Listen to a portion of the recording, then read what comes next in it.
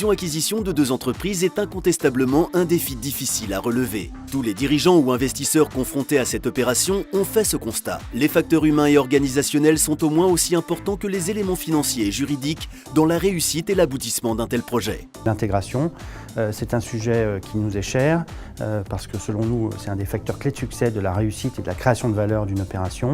Dans la réalisation d'une opération de fusion-acquisition, on est tous dans un premier temps focalisés par le fait de se mettre d'accord sur le prix, de se mettre d'accord sur la documentation juridique, alors qu'on devrait presque commencer d'abord par évaluer la compatibilité des deux organisations avant de commencer tout ce processus de rapprochement juridico-financier. Trop souvent, les facteurs humains et organisationnels sont négligés. Plus immatériels et moins immédiats, ils sont souvent plus difficiles à cerner. Toutefois, avec la professionnalisation des processus de fusion-acquisition, il existe maintenant des méthodes concrètes et accessibles pour préparer et optimiser la gestion du risque. Les bonnes pratiques à mettre en place, pour nous, en fait, elles sont multiples. Premièrement, il faut connaître le mécanisme du changement humain. C'est pas inné, ça s'apprend, il y a des règles à respecter. La deuxième, c'est d'anticiper au maximum le rapprochement des équipes. Le troisième, c'est de former, de développer des compétences de rapprochement. C'est comme si on devait avoir la compétence savoir se transformer ou savoir transformer une organisation. Et puis quatrième point, ça va être de considérer que la transformation se fait dans le quotidien des salariés et des dirigeants. Il existe des leviers essentiels à la réussite de l'intégration, et notamment l'importance d'être accompagné par un professionnel de la fusion-acquisition.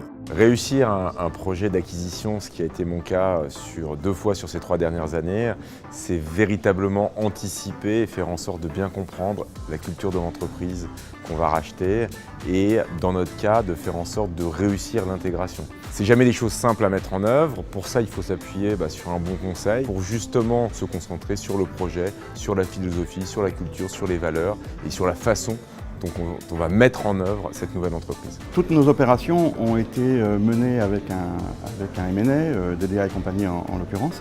Ça a un gros avantage, c'est de préparer le projet en amont, de vérifier qu'on a bien une convergence d'intérêts. C'est aussi, dans un moment où la confidentialité est forcément assez extrême, c'est aussi une oreille attentive aux problématiques qu'on peut déceler.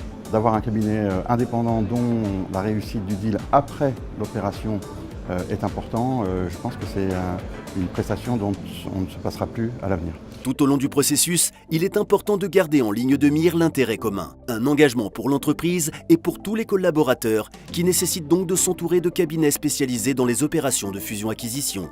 S'entourer d'un cabinet comme nous, de mon point de vue, est absolument nécessaire parce que ça permet de gérer tout l'aspect back-office, structuration, ingénierie, pour décharger en fait les dirigeants de ces sujets-là et qu'ils puissent se focaliser sur la perspective du rapprochement des deux sociétés et sur l'avenir. Dans ce processus de rapprochement, le rôle joué par le conseil est donc primordial, afin que la gestion des enjeux financiers et des facteurs humains garantisse le succès de l'opération.